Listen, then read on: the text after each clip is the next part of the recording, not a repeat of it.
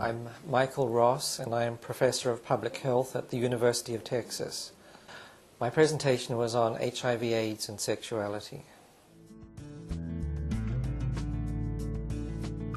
I think there are two issues that we neglect when we talk about HIV, AIDS, and sexuality. The first is that we tend to think just about sexual acts, and we don't realize that the risk often occurs not just in a specific sexual act in a couple of minutes, but in the whole situation surrounding that. For example, the 30-minute situation around the sexual act is probably where most of the risk is decided.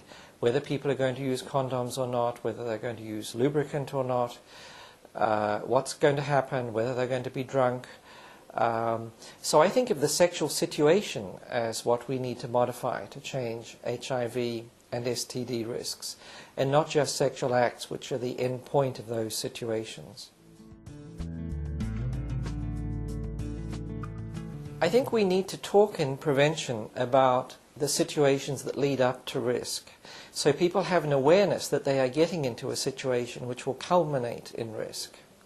For example, people on payday going to commercial sex workers and getting drunk. If we can point out to people that most of their risks occur in a particular context or situation, then they can be in a position to avoid those risks or prevent them. One of the issues about situations is they are very vulnerable to different levels of power. Usually it's gender and power, where the woman has much less power than the man. And so it's much less simple for a woman to avoid risk in one of those situations. And often in less developed countries, then there is a lack of power on the part of the woman.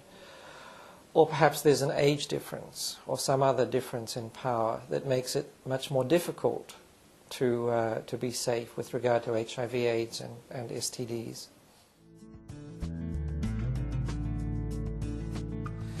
When we're talking about reducing HIV and STD risk, we need to think about the sexual networks that are involved rather than the individual people.